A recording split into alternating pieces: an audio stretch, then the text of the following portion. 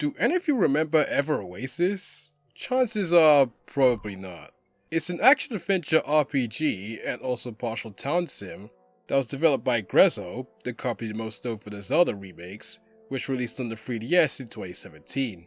Yeesh, the game turns 5 this year. I recall first seeing it in action on E3 2016 during one of the Nintendo Treehouse segments. Actually, I think Nintendo's E3 showcase that year was just Treehouse stuff. I remember thinking it looked interesting, but unfortunately by the time it came out, everyone's eyes were already on the Nintendo Switch and its lineup. So this game, and every other 3DS title that came out after the Switch's launch for that matter, was mostly forgotten about. And it's a real shame that it got swept under the rug all due to bad timing. It being a completely new IP didn't help matters either. As of last year, I finally got around to playing through it, and honestly, I kinda wish I had done so sooner. The game's story goes a little something like this. You play as a cute plant-like character known as a seedling called Tefu, or Teffy if you're playing as a girl. But you could change the name, skin tone, and eye color if you'd like. But I'll just go with the male default name and look for the sake of this synopsis. The story begins with Tefu and his older brother Noor doing some daily errands around their oasis. However, the moment is cut short as a dark force attacks and it begins to take the oasis over.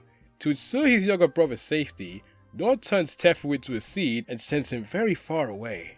Meanwhile, in the middle of nowhere, a water spirit by the name of Esna and a bug companion called Capri are minding their own business when Tefu's seed stumbles upon them.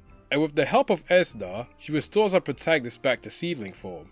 And with the combined forces of seedling and water spirit, the two are able to create a new oasis. Not as big as the one Noor was in charge of, but it's a start.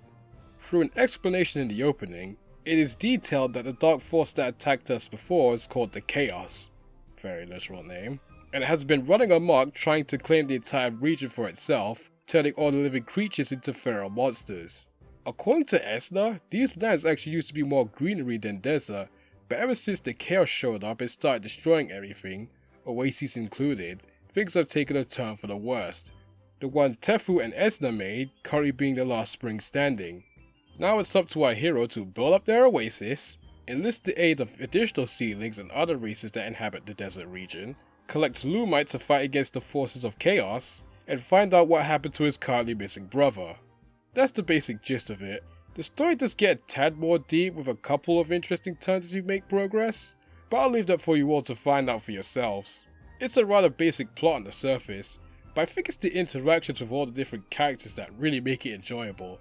My favourite moments definitely being the ones with Esna, such as the heart-to-heart conversations at night. Here's how the game is played. Ever Oasis is, again, an action-adventure RPG. The controls are simple enough. You could hurt enemies with light and heavy attacks respectively, and with enough levels accumulated, your character can perform combos. And if your level is really high, and you've defeated enough enemies, indicated by those small yellow bars, you can activate a special skill, like a temporary stat boost or a bit of healing. But you won't be traversing the desert region alone.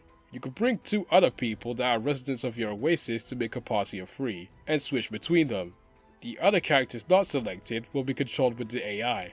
I don't think there's a way to change their attack strategies, unfortunately, but they generally don't do anything stupid, for the most part. Gameplay wise, Ever Oasis is a bit similar to the Mana series, since the person who directed those games, Koichi Ishii, also directed this one, and I can certainly see some similarities. Now, each character has a few unique skills that can be used to traverse the areas and dungeons, or maybe to obtain some unique materials. Your main character can create green gales to blow away sand, some have the ability to dig at certain spots, one user can light dark areas, hammer users can destroy rocks, and so on and so forth. And yes, I did say dungeons earlier, because Ever Oasis has a couple of them to traverse to collect Lumite. I mean, this game was developed by the same company who made those Zelda remakes, it only makes sense. And I can certainly see some similarities to the dungeons from that series in these ones. There's puzzles to solve, and you even collect keys and boss keys to open certain doors. If you find something that requires a certain skill and you don't have a party member that can perform it, you could create an aqua gate to temporarily go back to your oasis, switch out a character, then pop back to the area you were exploring. This is very handy, though I do wish switching out characters was a little faster. And when you return home, you and your party members will gain experience. and level up if you've collected enough of it. Keep which weapons each character is equipped with in mind, because each enemy has a resistance and weakness to a certain type of weapon, so try to take knowledge of their weaknesses to your advantage. If a party member runs out of health, they'll go down and need to be revived either by you or Capri, who slowly does it automatically. If all 3 of your party members go down, it'll be game over and you'll have to reload your last save, so try not to pick any fights you can't win. And remember to pay attention to the time of day, because during nightfall, tougher monsters will appear, though they usually drop harder to find materials to compensate. Later on in the game, you'll also get the option to explore these randomized dungeons called hieroglyph labyrinths. Along your journey, you may pick up these bronze, silver or gold slabs. These can be used as special doorways to create them. Their contents, enemies and boss at the end vary depending on what kind of slabs you used. These could be very handy if you want to create an area to defeat a bunch of a certain enemy for a request, or maybe to gather a bunch of a specific material. The combat is very enjoyable, and the different weapons and characters you could use add some variety. Solving the puzzles in the main areas and dungeons can also be a fun task too. But exploration, dungeon crawling, and monster bashing is only half the fun. I did mention at the start of this video that this game is also partially a town sim, and that's where the Oasis comes into play. This place acts as a hub for you and the characters that have found their way here. It also has a farming plot where you can plant seeds and grow certain items like fruit.